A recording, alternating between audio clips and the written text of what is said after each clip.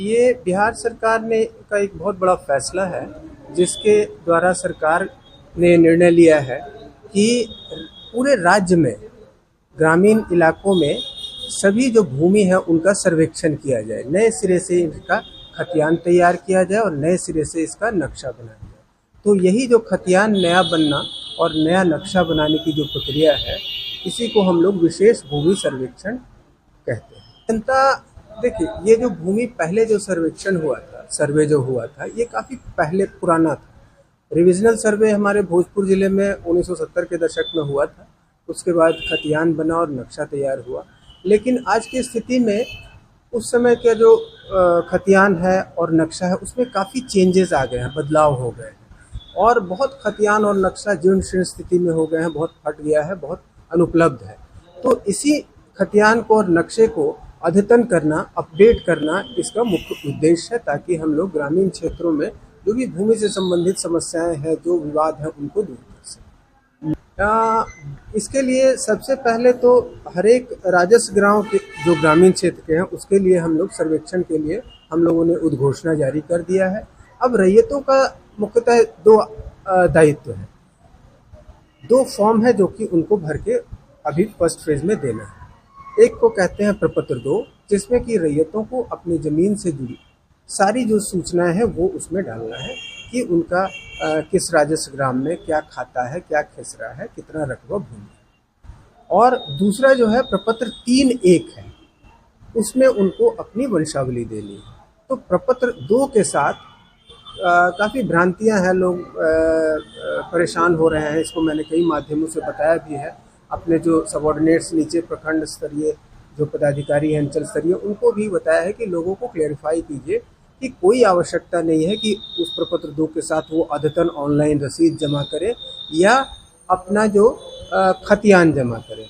वो भूमि से संबंधित कोई भी अन्य दस्तावेज जमा कर सकते हैं। यदि भूमि उन्होंने क्रय किया है या बदलैन में लिया है या उनको गिफ्ट में मिला है, तो उससे संबंधित दस्तावेज जो है उसकी छाया प्रति दे दें।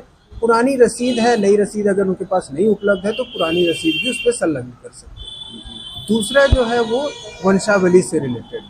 तो वंशावली में लोगों को ये कन्फ्यूज़न है कि कहीं दंडाधिकारी से उसको हम लोग को एफिडेविट कराना पड़ेगा या सरपंच साहब से उसको जाके बनवाना पड़ेगा।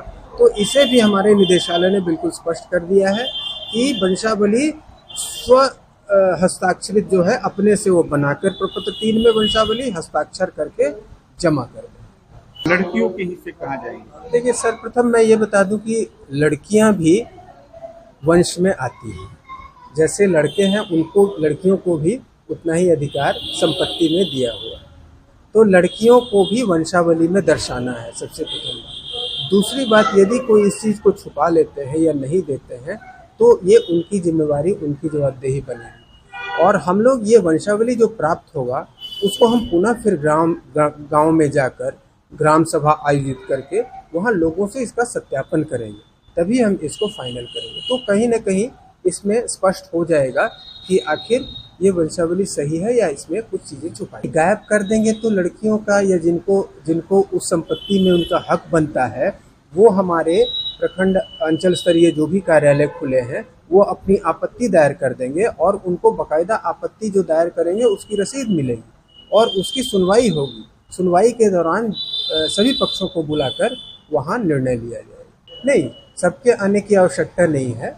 यदि कोई व्यक्ति उपस्थित नहीं है तो वो अपना जो है आवेदन ऑनलाइन माध्यम से भी दे सकते हैं या उनके जो प्राधिकृत, जो मान लीजिए कोई व्यक्ति है यहाँ, उनके कोई भाई हैं, वो दे देंगे।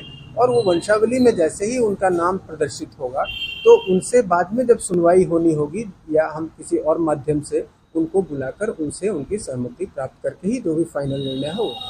हाँ, नहीं, ये जैसे वंशावली और ये जब अभी जमा कर रहे हैं लोग, इसकी अभी अंतिम तिथि कोई एग्जैक्ट निर्धारित नहीं हुई है, लेकिन हम लोगों ने विभाग से जो मिला था फर्स्ट फेज में जो मार्गदर्शन, उसके हिसाब से 15 सितंबर तक था। संभावना है ये और एक्सटेंड करेगा, बढ़ाया जाएगा। तो ये वंशावली वो दे सकते हैं।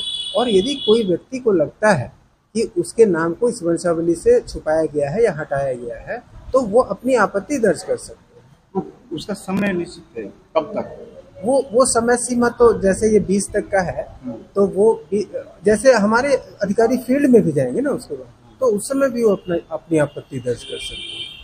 तो जैसे ये इसको हम लेके फील्ड में घूमेंगे, ये वंशावली और जो भी इनका प्रपत्र 2 में सूचनाएं मिलेगी, तो लोगों को पता चलेगा ही, और उस समय भी वो अपनी दर्ज कर सकते हैं। हाँ, मैं लोगों को यही बताना चाहूँगा कि इसके लिए लोग बहुत परेशान नहीं हो, और प्रपत्र जो 2 और 3 एक है वो बहुत सिंपल है, सीधा है।